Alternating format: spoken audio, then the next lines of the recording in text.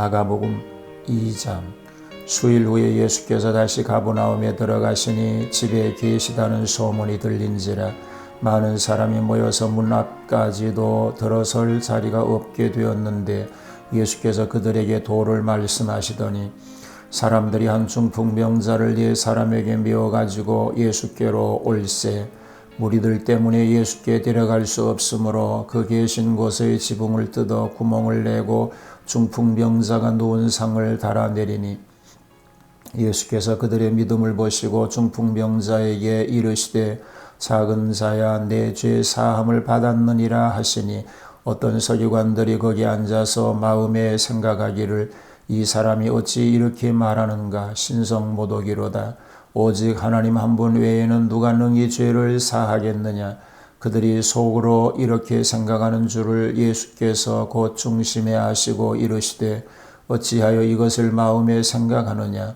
중풍병자에게 내 죄 사함을 받았느니라 하는 말과 일어나 내 상을 가지고 걸어가라 하는 말 중에서 어느 것이 쉽겠느냐. 그러나 인자가 땅에서 죄를 사하는 권세가 있는 줄을 너희로 알게 하려 하노라 하시고 중풍병자에게 말씀하시되 내가 네게 이르노니 일어나 네 상을 가지고 집으로 가라 하시니 그가 일어나고 상을 가지고 모든 사람 앞에서 나가거늘 그들이 다 놀라 하나님께 영광을 돌리며 이르되 우리가 이런 일을 도무지 보지 못하였다 하더라. 예수께서 다시 바닷가에 나가심에 큰 무리가 나왔거늘 예수께서 그들을 가르치시니라. 또 지나가시다가 알페오의 아들 레위가 세관에 앉아있는 것을 보시고 그에게 이르시되 나를 따르라 하시니 일어나 따르니라. 그의 집에 앉아 잡수실 때에 많은 세리와 죄인들이 예수와 그의 제자들과 함께 앉았으니 이는 그러한 사람들이 많이 있어서 예수를 따름이로라. 바리새인의 서기관들이 예수께서 죄인 및 세리들과 함께 잡수시는 것을 보고 그의 제자들에게 이르되 어찌하여 세리 및 죄인들과 함께 먹는가. 예수께서 들으시고 그들에게 이르시되 건강한 자에게는 의사가 쓸데없고 병든 자에게라야 쓸데있느니라. 나는 의인을 부르러 온 것이 아니요 죄인을 부르러 왔노라 하시니라. 요한의 제자들과 바리새인들이 금식하고 있는지라 사람들이 예수께 와서 말하되 요한의 제자들과 바리새인의 제자들은 금식하는데 어찌하여 당신의 제자들은 금식하지 아니하나이까. 예수께서 그들에게 이르시되 혼인집 손님들이 신랑과 함께 있을 때에 금식할 수 있느냐. 신랑과 함께 있을 동안에는 금식할 수 없느니라. 그러나 신랑을 빼앗길 날이 이르리니 그날에는 금식할 것이니라. 생배의 조각을 낡은 옷에 붙이는 자가 없나니 만일 그렇게 하면 기운 새 것이 낡은 그것을 당기어 헤어짐이 더하게 되느니라. 새 포도주를 낡은 가죽 부대에 넣는 자가 없나니 만일 그렇게 하면 새 포도주가 부대를 터뜨려 포도주와 부대를 버리게 되리라. 오직 새 포도주는 새 부대에 넣느니라 하시니라. 안식일에 예수께서 밀밭 사이로 지나가실새 그의 제자들이 길을 열며 이삭을 자르니 바리새인들이 예수께 말하되 보시오 저들이 어찌하여 안식일에 하지 못할 일을 하나이까. 예수께서 이르시되 다윗이 자기와 및 함께한 자들이 먹을 것이 없어 시장할 때에 한 일을 잃지 못하였느냐. 그가 아비아달 대제사장 때에 하나님의 전에 들어가서 제사장 외에는 먹어서는 안 되는 진설병을 먹고 함께한 자들에게도 주지 아니하였느냐. 또 이르시되 안식일이 사람을 위하여 있는 것이요 사람이 안식일을 위하여 있는 것이 아니니 이러므로 인자는 안식일에도 주인이니라. 할렐루야. 자, 오늘은요. 마가복음 2장입니다. 예수님께 대한 반대 운동이 시작된 내용을 소개하고 있습니다. 마태복음은 9장 1절로 17절이고 누가복음은 5장 17절로 39절에 소개가 되고 있습니다. 예수님의 전도 사업이 시작이 되었습니다. 그리고 표적들이 시작이 되었습니다. 그리고 이어서 유대인들의 반대 운동도 개시가 되었습니다.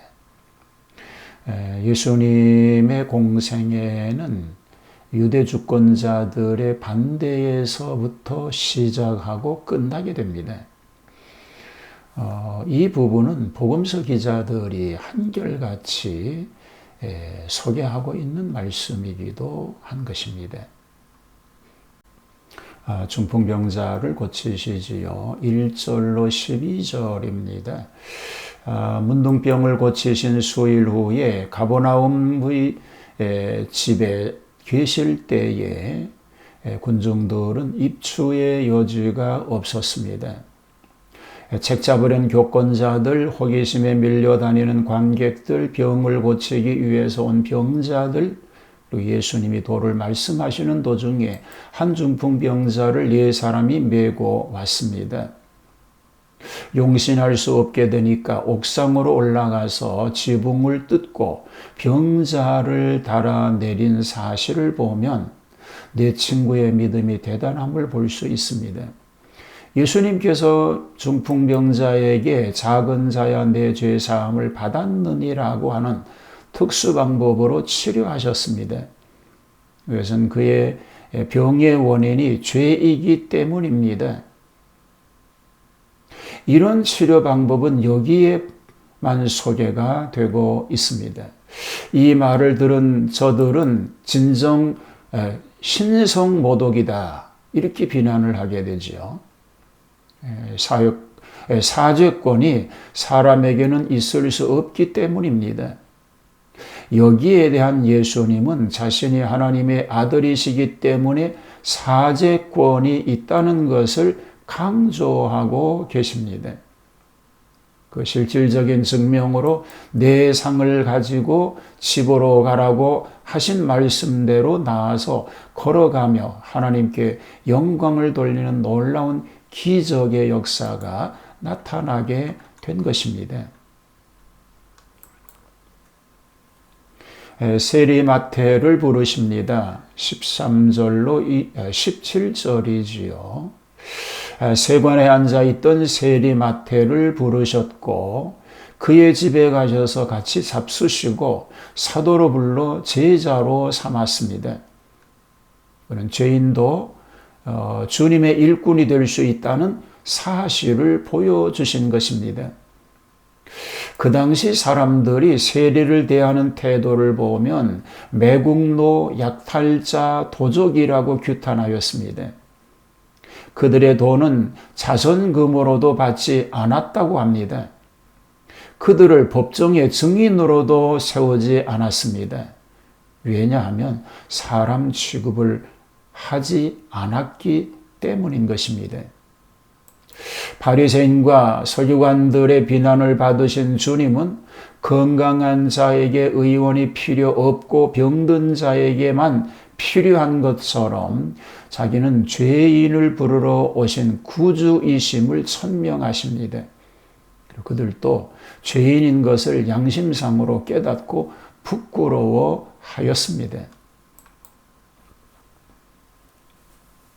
금식과 안식일에 관한 질문이 18절로 28절에 소개가 됩니다. 금식 문제에 관한 질문이 있습니다. 예수님의 제자들이 금식하지 않은 일에 대해서 근본적으로 금식을 반대하신 것은 아니고 3가지 비유로 가르치십니다. 신랑을 빼앗길 때 금식하리라. 생배 조각을 낡은 옷에 붙이지 않는다. 새 포도주를 낡은 가죽 부대에 넣지 않는다고 하셨습니다. 이것은 신약의 은혜와 구약의 의식이 합하지 못할 것을 가르쳐 주심인 것입니다.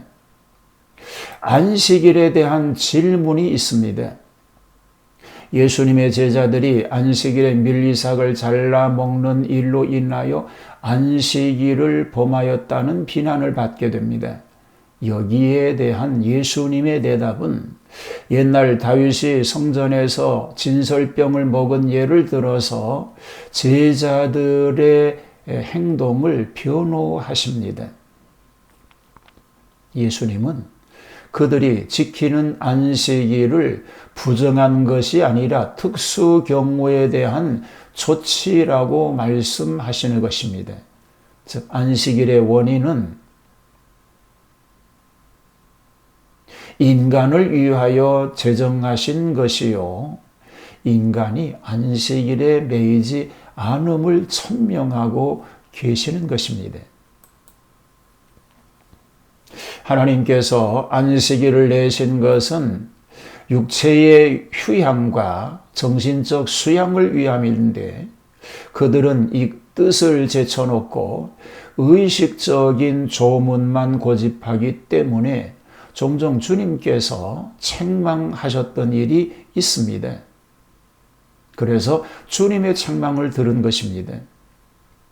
예수님은 안식일에 주인이 되신다고 하는 사실을 기억하여야 합니다.